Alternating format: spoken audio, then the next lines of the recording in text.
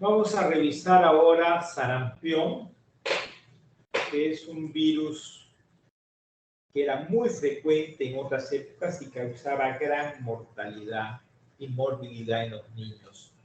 Es una enfermedad aguda exantemática, o sea que da lesiones en piel, ¿no? Es un virus RNA, también de la familia Paramyxoviridae.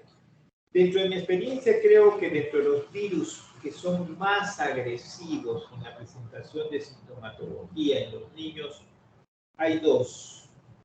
Uno que ya está casi en extinción, que es el sarampión, que causaba mucha mortalidad, y el otro es el virus de influenza, en cuanto a sintomatología y morbilidad, morbilidad y mortalidad. Entonces era muy frecuente, teníamos salas llenas del virus del sarampión con complicaciones tremendas, ¿no? Pero se comenzó a usar la vacuna antisarampionosa en un inicio, ¿no? Y prácticamente en el año 2002 casi se había determinado su desaparición o eliminado en las Américas. Entre 2000 y 2016, la vacunación evitó 20.4 millones de muertes, han sido consideradas por la OMS. En los años 80, según la OMS, causó 2.600.000 muertes en el mundo. En el 2013, 145.700 y en 2017, 110.000. Para que vean los efectos que tuvo. Pero esta vacuna, ¿no?, era de muy alta mortalidad en épocas, especialmente en niños menores de 5 años, en pacientes que eran inmunosuprimidos, por ejemplo, pacientes de VIH de condición severa, que en ese momento era muy frecuente en el país encontrar casos de marasmo o kwashiorkor en las salas, que ahora se ven poco. Si tenían deficiencia de vitamina A, porque una de las complicaciones en aquellos que tenían deficiencia de vitamina A, como ocasionaba dentro de su sintomatología una conjuntivitis, se infectaban fácilmente y podían desarrollar ceguera. Entonces, tenía complicaciones más graves, eran la ceguera, encefalitis, diarrea, otitis y neumonía. Desde enero del 2019 al 24 de enero del 2020 en las Américas se han presentado 20.430 casos y 19 defunciones. Este pequeño recrudecimiento que ha sucedido en los últimos años se debió a un estudio que desarrolló un médico, ¿no?, en el cual, como había un incremento de los casos de autismo en el niño, se le echó la culpa de que las vacunas como la sarampión, rubiola y paperas eran los que ocasionaban en estos niños. Como generalmente el autismo muchas veces los padres o las madres lo detectan después del año, cuando no responden, parecieran que estuvieran sorditos, y no toman caso a algunas indicaciones que ahora sí ya más lo saben en el primer año de vida, como por ejemplo ser la falta de contacto, la falta de sonrisa social, o sea, llanto, temores a los ruidos, ¿no? Entonces, prácticamente se les echó la culpa a esta vacuna que no tenía ninguna razón. Y eso, en países con mucha cultura, especialmente en Europa, en Estados Unidos, se crearon movimientos en los cuales antivacunas para tratar de evitar, y eso ha permitido el recrudecimiento de esta enfermedad, cuando ya debería estar ya en extinción en el mundo, así como la polio, ¿no? Tenemos en el 2019, acá tenemos casos, ¿no? Tenemos que Brasil era el 18.000, en el 2019 tuvo, segundo Estados Unidos con 1.282 casos, tercero Venezuela 584. En el Perú solamente se habían determinado 2 casos importados, no de productos autóctonos del Perú, porque teníamos muy buena cobertura, ¿no? Estos datos también del año 2019, Madagascar, Ucrania, ¿no?, en época preguerra, ¿no?, Nigeria, países de Asia y países de África tenían alta mortalidad, pero también países europeos antes habían comenzado también. Porque en el año 2019 en Europa, por ejemplo, se presentaron 89.994 casos. El 70% de ellos se localizaron en Ucrania con 52.218, pero de años anteriores ya se mantiene endémico los casos en Italia, Rumanía, Georgia, Francia, Grecia, Alemania, Bélgica, Rusia, Bosnia y Herzegovina. Entonces, este recrudecimiento del sarampión ha permitido que ha inducido a la OMS a recomendar que todos los países del mundo deben vacunar para mantener coberturas homogéneas del 95% con la primera y segunda dosis. Entonces, en el Perú, desde hace pocos años, generalmente se ha comenzado a usar la primera y segunda dosis de una forma muy frecuente. Prácticamente al año se pone la vacuna sarampión, rubiola y papera, y al año 6 meses se pone el refuerzo para tratar de asegurar esta buena cobertura, ¿no? Porque generalmente se le dejaba al año la primera dosis y a los 4 años la segunda dosis. Pero el gobierno, o sea, los centros de salud han considerado mejor utilizar las 2 dosis lo más temprano posible. Y fortalecer la vigilancia epidemiológica, o sea que un caso de sarampión debe ser reportado, inmediatamente aislar los casos importados de sarampión. Hay que seguir las recomendaciones de la Organización Mundial de la Salud. El huésped es el ser humano, se transmite por contacto directo vía aérea, se contagia desde 1 o 2 días antes de los síntomas hasta 4 días después de la aparición del exantema, en el periodo evolutivo, ¿no? Los inmunodesuprimidos, como en todos los casos que tienen virus, tienen una expresión prolongada del virus, el contagio es durante toda la enfermedad. En poblaciones con malnutrición severa, deficiencia de vitamina A y atención sanitaria deficiente, ocasiona 3 a 6% de muertes, especialmente en los países africanos.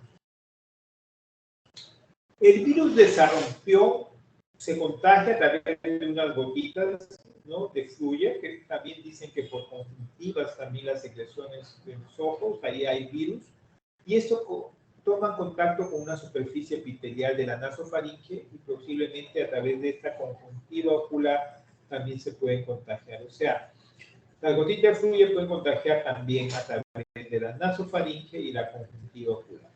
De ahí vas a los ganglios regionales, y en los ganglios regionales se replica y sale y produce la primera viremia. Esta primera viremia hace que en el epitelio respiratorio se produzca la segunda multiplicación del virus, ¿no? Y en los sistemas reticuloendoteliales. Y de ahí también se destruye las células y pasa una segunda viremia. Y en la segunda viremia recién aparece el exantema y las complicaciones propias del virus, ¿no? Los compromisos respiratorios. El virus en ese momento se encuentra en la sangre, en el tracto respiratorio, en la piel y otros órganos. Y luego ya viene a partir de los 14 días ya la disminución de la viremia, así como el contenido viral de los distintos órganos. Ya va muriendo, va disminuyendo la replicación. Entonces era una enfermedad que cuando no había vacuna o mataba o dejaba con complicaciones severas. Veíamos salas llenas de neumonía complicada, porque acá muchas de las infecciones venían acompañadas de neumonía por poco. Entonces, en la clínica tiene un periodo de incubación de 8 a 14 días, ¿no? Y tiene 3 fases características.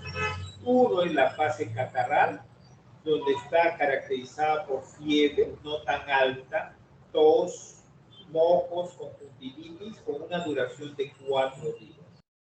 Pero durante esta época nosotros, cuando venía un paciente con fiebre alta, tos, mocos, conjuntivitis, sospechábamos que podría tratarse de un sarampión, entonces abríamos la boca y tratábamos de ver lo que se denomina las manchas de Koplik, que se presentan en los 2 últimos días del periodo catarral y los 2 primeros días del periodo eruptivo, que son unos granitos como arroz que se veía en la mucosa del labial interna, y eran patognomónicos, uno le decía, como no había exantema, le decía a los padres, probablemente sea un sarampión, y a los 2 días aparecían las lesiones típicas, que constituía la fase eruptiva. ¿Qué es la fase eruptiva? Era un exantema maculopapular eritematoso que se iniciaba como cuando uno se pone una camiseta y comenzaba en la cara, en el cuello, iba descendiendo por todo el cuerpo hasta los miembros inferiores. Eso duraba más o menos 4 días. ¿Qué pasaba en la fase eruptiva? Que la fiebre se exacerbaba tremendamente, eran fiebres de 39, 40 grados centígrados, los síntomas respiratorios, tos, moco, dificultad respiratoria porque producía por el mismo virus laringotraqueobronquitis. Y era el periodo donde se complicaba el paciente porque las defensas venían a cero. Eso tenía duración de 4 días. Después de los 4 días, si el paciente no se había complicado con algo, entonces súbitamente desaparecía la fiebre y aparecía una fase descamativa. Era una descamación furfurácea, como un polvillo que se iniciaba en la cara y el cuello y descendía por todo el cuerpo, así como descendía en el exantema. Y a los 4 días cesaba, pero en la fase descamativa ya no debería haber fiebre. Cuando tenía fiebre, teníamos que buscar procesos infecciosos que estaría complicándose producto del sarampión. Otitis media, neumonía, meningoencefalitis, diarreas. Entonces acá vemos lo característico del sarampión era la conjuntivitis, la erupción, acá tenemos ya una erupción maculopapular, el exantema facial.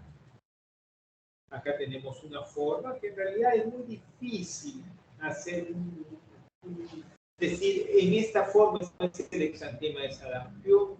Hablaba de un exantema morbilliforme para el sarampión, pero es bien difícil porque depende de la variedad, de la intensidad de las defensas, de la intensidad del cuadro viral, o sea, de la replicación del virus y de cómo estaban funcionando sus defensas del paciente.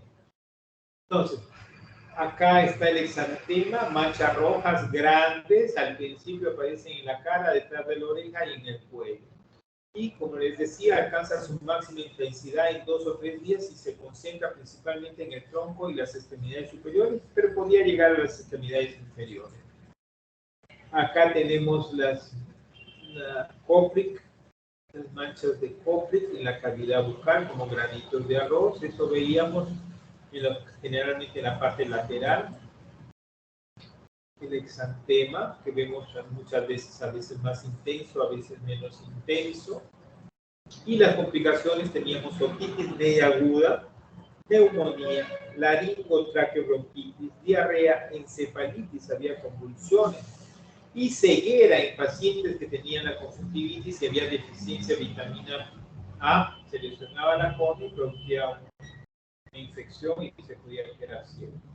Panencefalitis esclerosante subaguda, esta enfermedad era una enfermedad degenerativa con deterioro conductual, intelectual y convulsiones.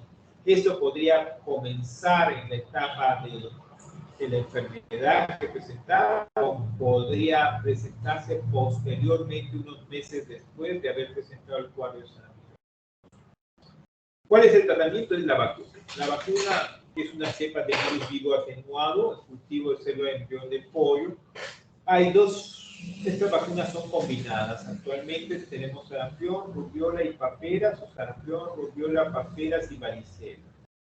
La administración es por vía subcutánea, dosis de 0,5 mililitros, y puede administrarse simultáneamente con otras vacunas en jeringas separadas. Por eso se puede poner con la vacuna de polio, se puede poner con coco, se puede poner con varicela, ¿no? Los anticuerpos séricos contra el sarampión, el 95% de niños vacunados a los 12 meses y 98% a los 15 meses. El MINSA ordena una vacunación a los 12 meses y un refuerzo a los 18 meses. En otros países del mundo la vacunación es a los 12 meses y 4 a 6 años la segunda dosis. La vacuna puede presentar reacción como fiebre, rinorrea, 2, 3 días, pero de poca intensidad, y eso hay que advertirle al a los familiares del paciente. Y esto se aplica, eso sucede luego de 7 a 10 días después de la aplicación. No te produce eso inmediatamente la aplicación. La vacuna no se debe administrar embarazada por ningún motivo, ¿no?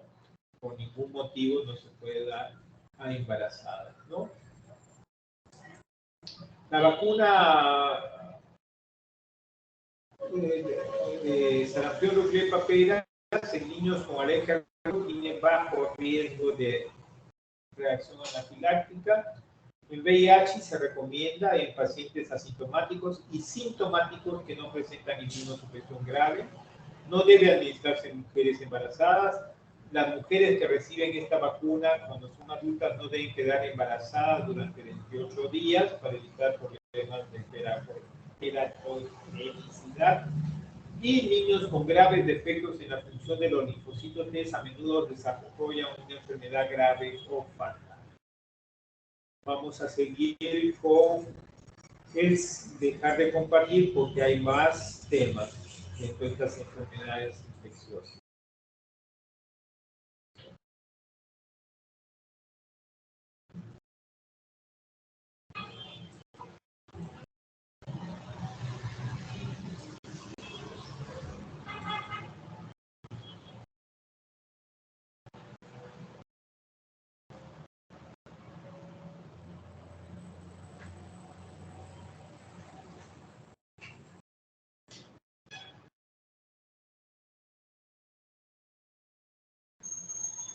La varicela también es otra de las enfermedades infecciosas frecuentes en la infancia.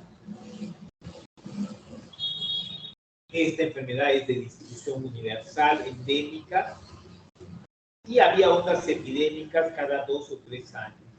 En 1943, Garland postuló que la varicela y el herpes zóster eran producidos por un mismo virus. O sea, cuando uno ve el herpes zóster, significa que ese paciente ha tenido varicela, ¿no? Y constituía un exantema maculopapular vesículo-costroso, que es generalizado, de distribución centrípeta, o sea que es más central que periférico, y en diferentes estadios de evolución. O sea que uno puede encontrar una maculopápula como una vesícula en etapas de cosa en el mismo momento durante la evaluación del paciente. El periodo de incubación es de 14 a 21. Es una enfermedad generalizada en su primaria y el zóster es su infección secundaria causada por la reactivación del virus varicela zóster latente en el dermatoma de las raíces centrocraniales o craneales inflamadas. Es un virus DNA de la familia de herpes, ¿no? Virus. Y sus 5 glucoproteínas desempeñan un papel en la infección del virus, e infección de las células del cuerpo y del reconocimiento por su sistema inmunitario, ¿no?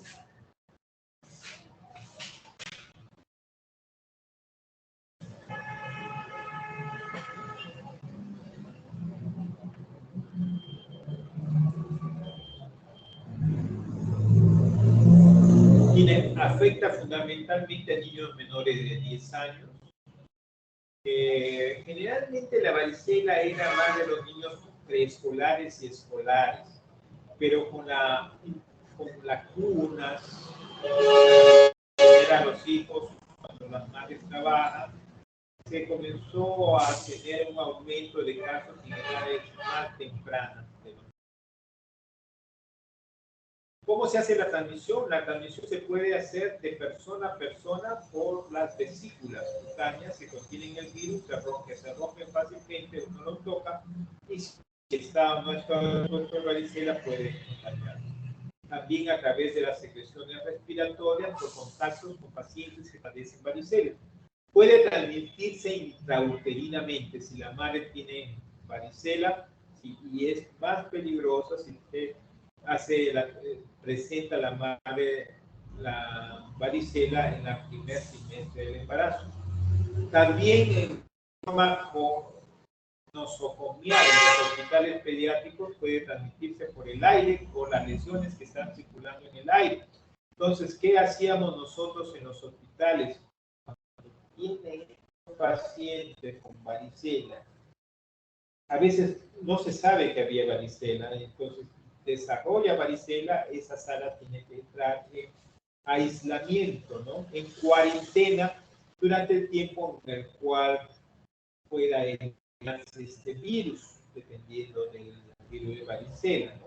Entonces, solamente pueden entrar a esa sala, podrían entrar los niños que ya han tenido varicela comprobada, ¿no? Pero no se puede, pero esa es obligación porque en el hospital, si no se controlaba, prácticamente todo el hospital terminaba con varicela en los niños. Hacía bien esto con el sistema de control.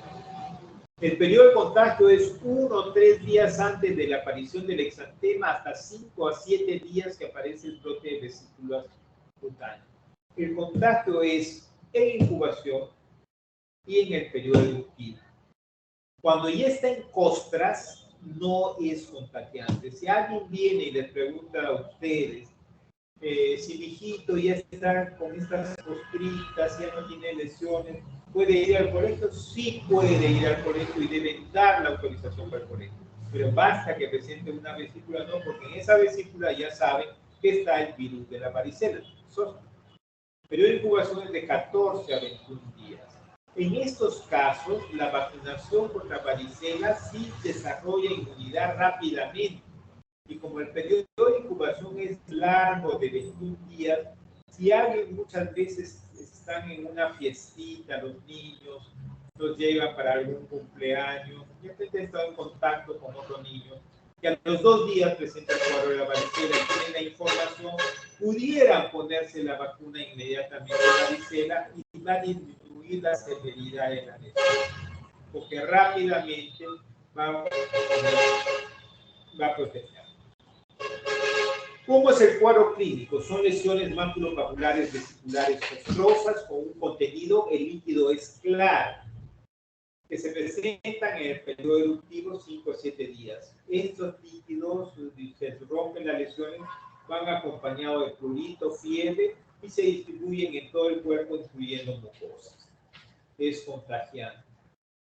El periodo costroso tiene una duración de 5 a 7 días. Luego se presentan lesiones costrosas que dejan huellas como máculas y hipocromo. No es contagiante en el periodo costroso, como ya les he dicho. Las lesiones son hipocrómicas cuando salen las cosas. Acá tenemos la lesión típica de varicela. Típica. Acá hay uno de tipo pápula, en etapa de costra.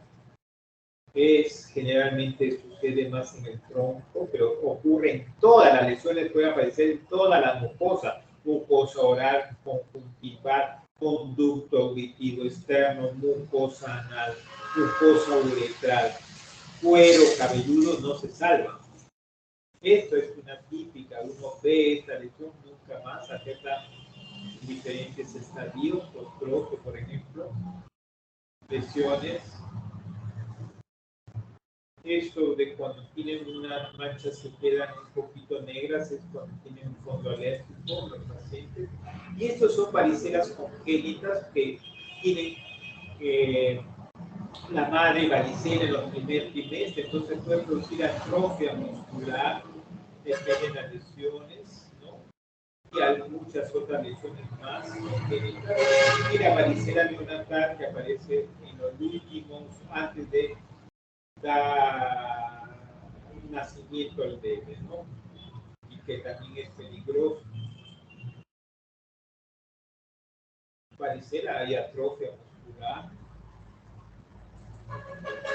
¿Cuáles son las complicaciones de la varicela? En primer lugar, lo que hay que evitar es el compromiso de piel.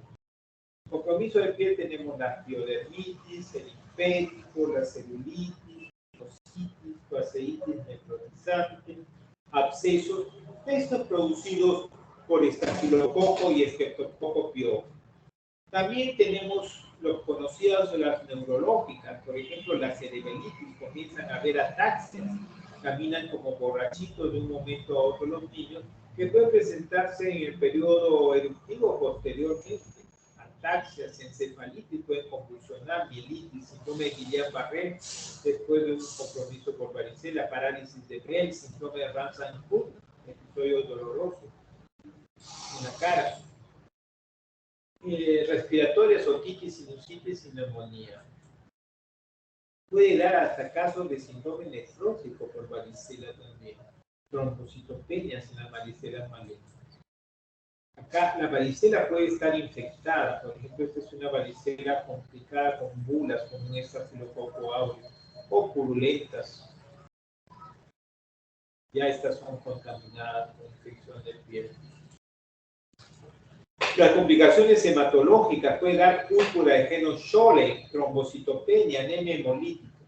Las complicaciones pueden ocurrir antes, durante o después del exantema y afecta más frecuentemente a inmunodeprimidos, lactantes y ancianos.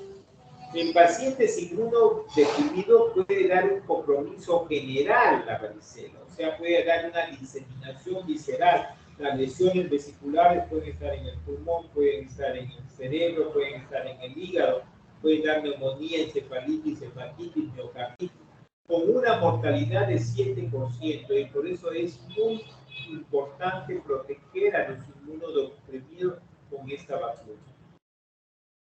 La varicela en las mujeres embarazadas puede dar la conocida como varicela intrauterina. Tres formas de la varicela congénita que ocurre en el primer y segundo trimestre de gestación.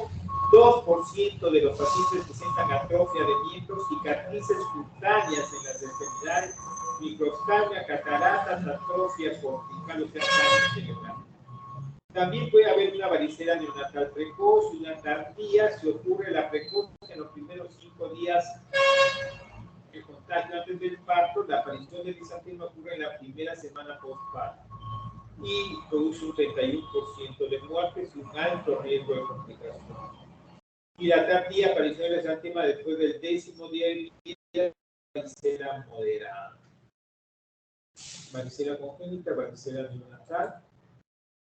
Varicela congénita puede dar bajo peso al nacer, hipoplasia de las extremidades, cicatrices, atrofia muscular localizada, atrofia cortical, coriorretinitis también, no solamente el toxoplasma puede dar coriorretinitis, sino la varicela, encefalitis y microcefalia.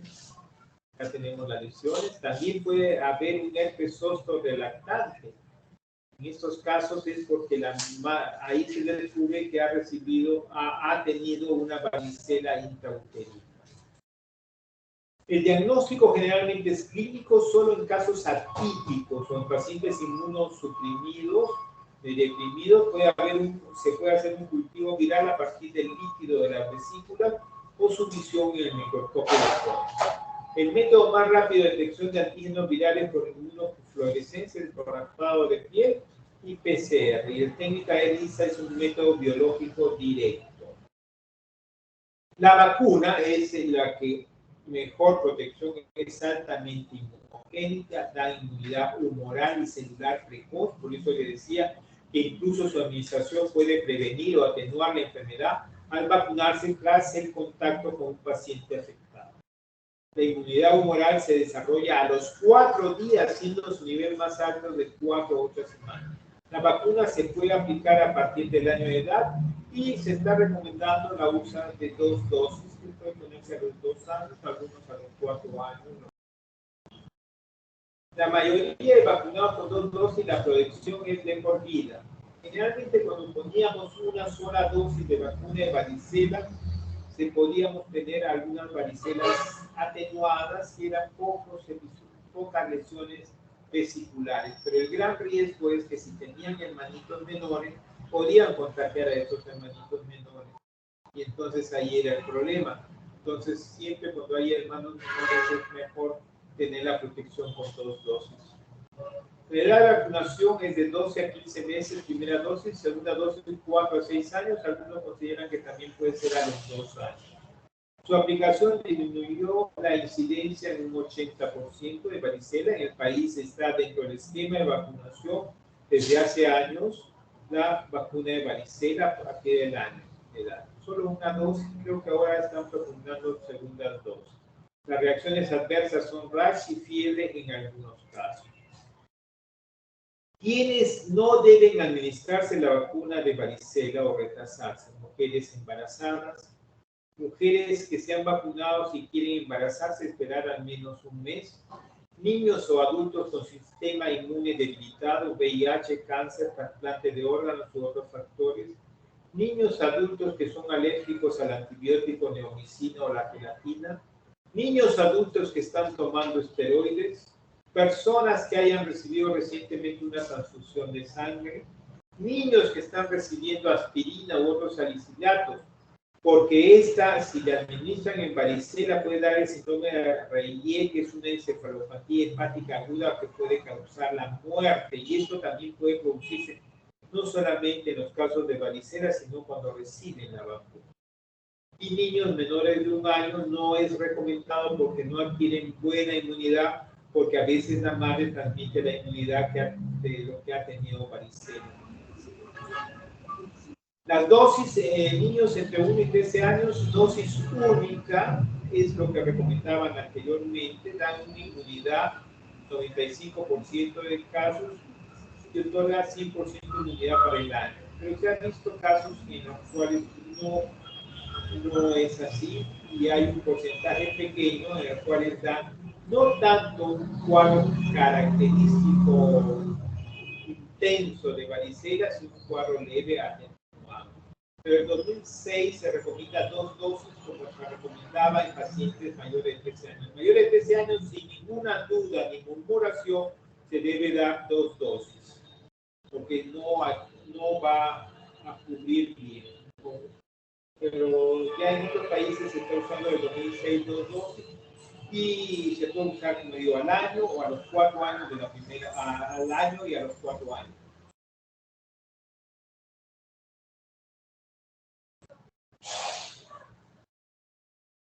R está recomendada para la vacunación de la varicela, es de 12 a 15 meses a los 4 años de edad. Ahora también proponen a los 2 años.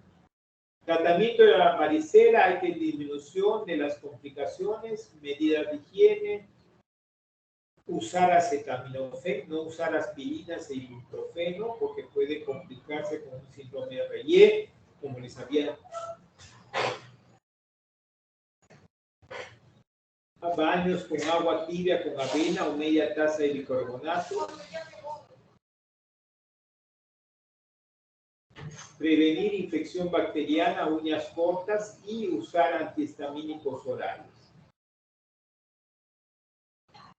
¿Qué medicamentos antivirales? La administración debe iniciarse durante las primeras 24 horas después de la erupción de la enfermedad, sobre todo adultos y adolescentes. El aciclovir disminuye la aparición de nuevas lesiones. Está recomendado en adolescentes, adultos, embarazadas y pacientes de alto riesgo. No destruye el virus, solo detiene su reproducción y más fácil su actuación en el sistema inmune. También se puede utilizar inyección de anticuerpos de globulina inmune de Zoster, pero esto debe aplicarse durante las 96 primeras horas después de haber estado en contacto con el enfermo, en aquellos pacientes que estén muy imposibilitados de usar otras medicaciones, ¿no?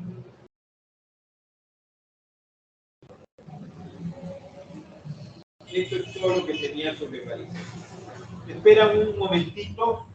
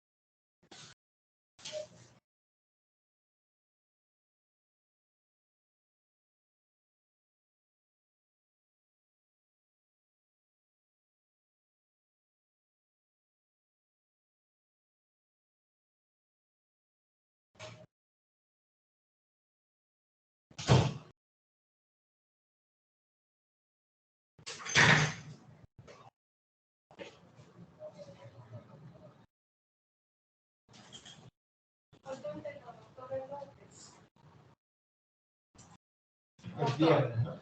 La señora aquí ya está pidiendo el informe de gestión. Él me dijo que ya lo revisó, ¿no? Se lo mando, Sí, sí. le mando de una vez.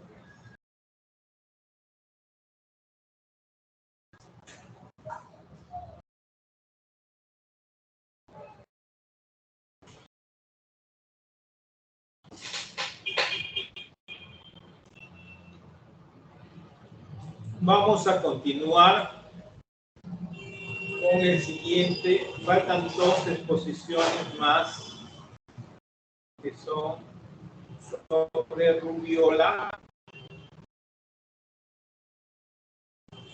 y exantema súbito, que son temas más pequeños, ¿no?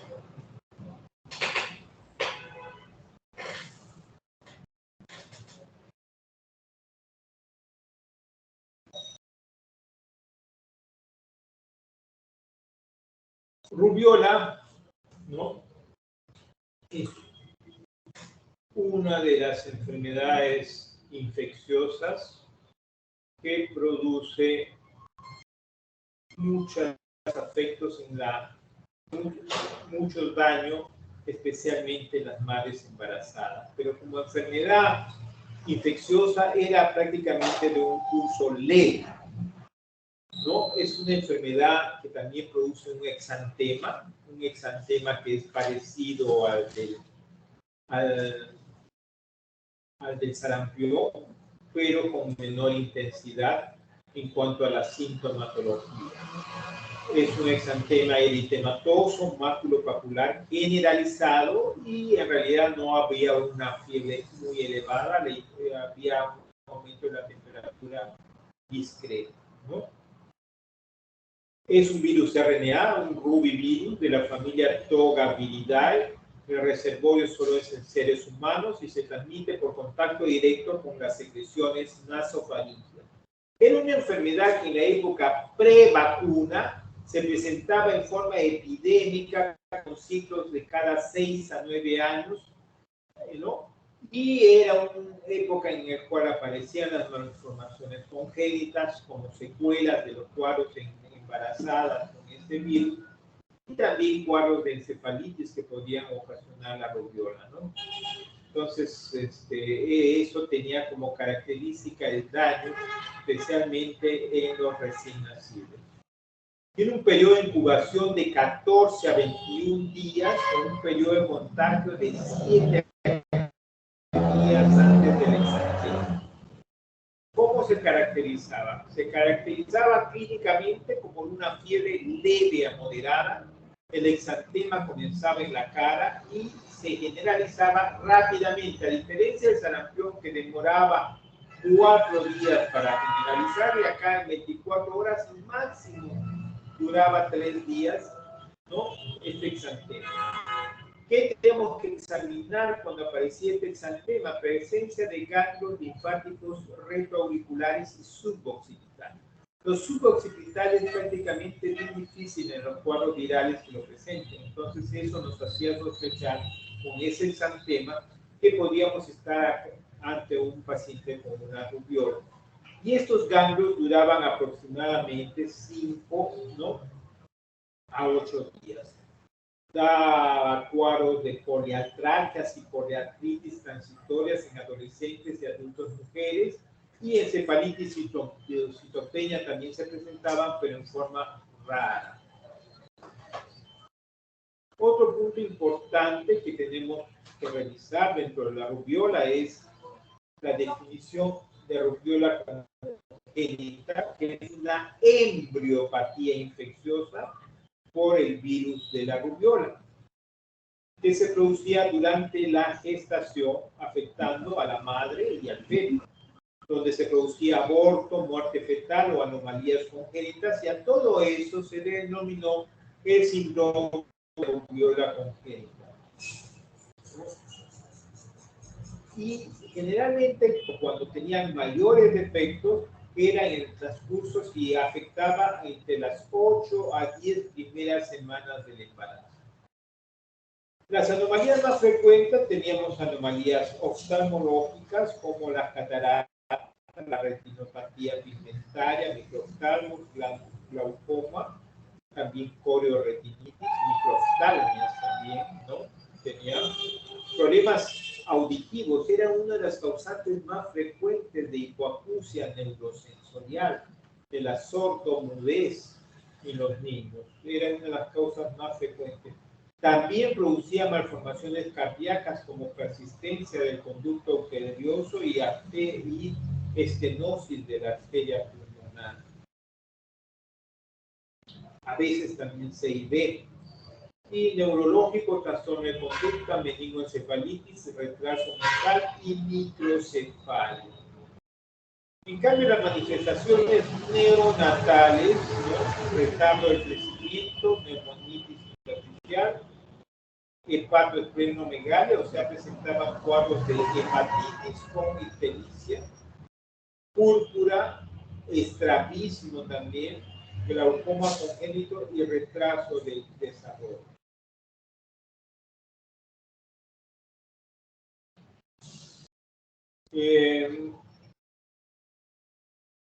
Entonces, por eso se recomienda mucho, por todos estos problemas que ocasionaba la rubiola congénita, ¿no? Se recomienda vacunar a las adolescentes y mujeres en edad fértil contra la rubiola. Asegurarnos de que ante un episodio de rubiola no tengamos estos problemas. La sordera neurosensorial que ocasionaba esta infección era cuando la infección se presentaba antes de las 20 semanas de la gestación. Antes de las 20 semanas de la gestación. Tenemos acá, ¿no? El exantema, los ganglios retroauriculares,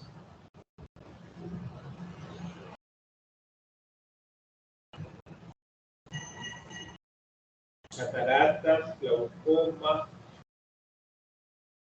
microcefalia. Este es un cuadro de síndrome de rubiola congénita al nacer.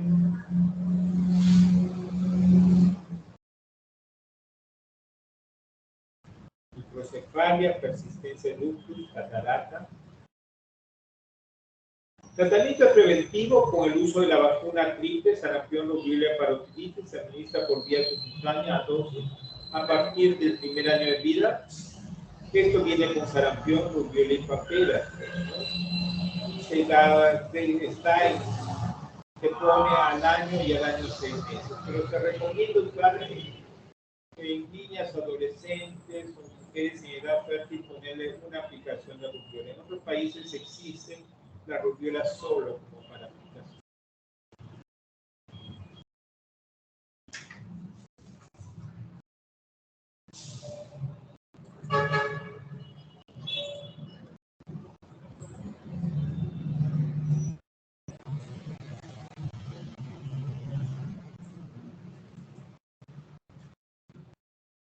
Y el último tema que vamos a desarrollar en este maratón de enfermedades infecciosas es exantema súbito, ¿no?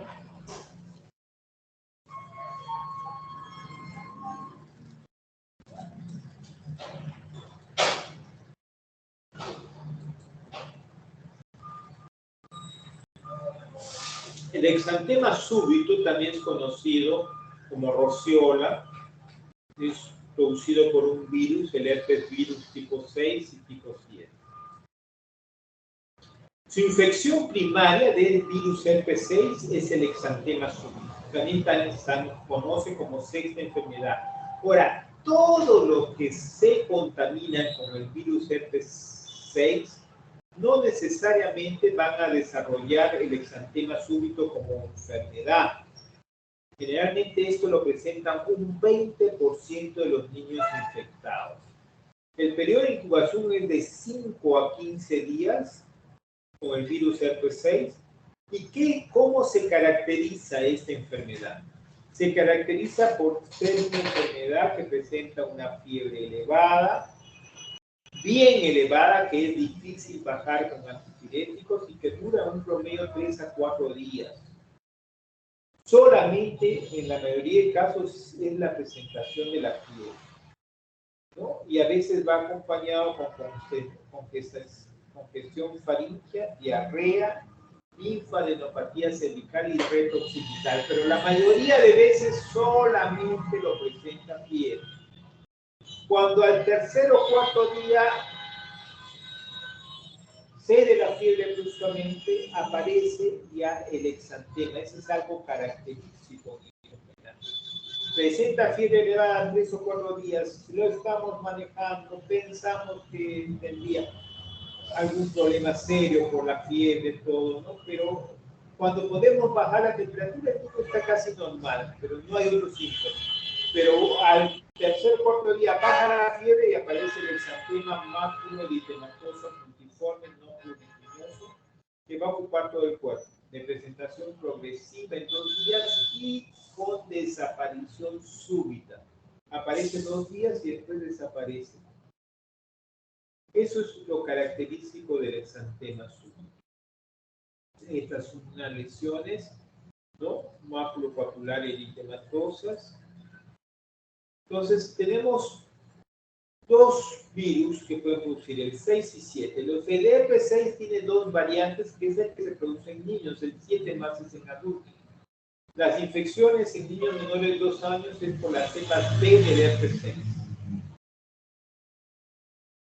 El huésped natural es el ser humano, la vía de transmisión a niños es por secreciones respiratorias de persona adulta a contacto cercano. En fase febril es posible la identificación del virus 6 en los linfocitos de sangre periférica, saliva y líquido cefalorraquídeo. Actualmente, dentro del Interfex, que es una prueba para determinar muchos virus, se puede determinar incluso en el líquido cefalorraquídeo el virus de herpes 6. Su frecuencia es mayor entre 6 meses y 24 meses de edad y casi 100% de los niños son seropositivos a los 4 años de vida. En el Perú, rápidamente estos niños se contaminan, pero pocos hacen, o sea, solamente un quinto de estos niños que se contaminan con el herpes 6 desarrollan el cuadro clínico. El virus herpes 7 aparece más tardíamente y en la vida adulta tiene una prevalencia de 85% y se produce enfermedad en la vida adulta.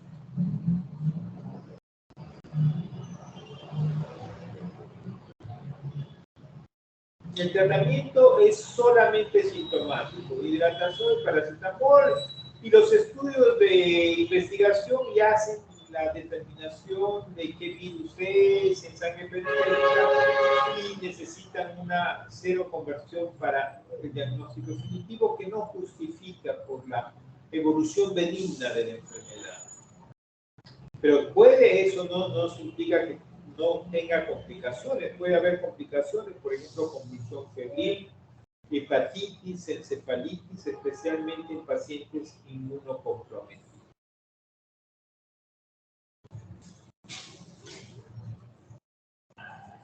Esto es todo lo que tenía para ustedes. No sé si tienen alguna pregunta. Ahora sí recibo preguntas de ustedes.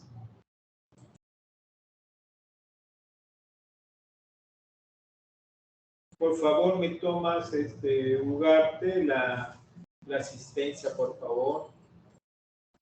Ok, doctor.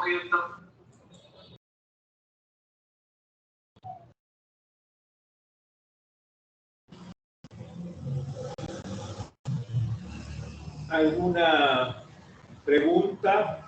¿Alguna duda?